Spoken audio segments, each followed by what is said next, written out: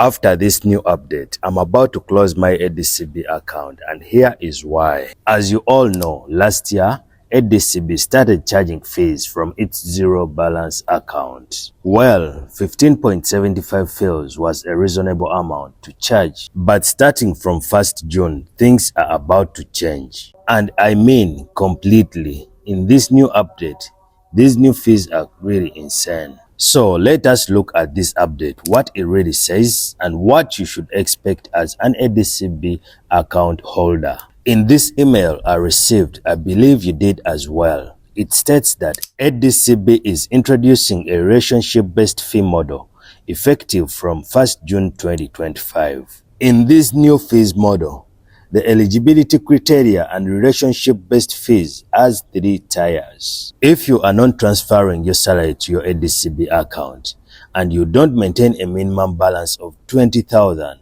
be ready for huge fees, which I'm going to discuss in a minute. For now, let's look at the first tier, where you have to transfer a salary of 15,000 or more, or maintain a minimum balance of 20,000 in order to avoid fees. In the second tier, you will pay 25 dirhams as a monthly fee if you transfer a salary of less than 15,000 dirhams and don't maintain a minimum balance of 20,000. And lastly, pay close attention because this is where most of us fall. If you don't have a salary transfer to your ADCB account and you can't maintain a minimum balance of 20,000 dirhams, you'll be charged monthly 100 dirhams. Yes, you heard that right. So what do you guys think? I'm just worried and might just decide to close my ADCB account. And if you're like me, considering to close your account, the video on the screen will guide you.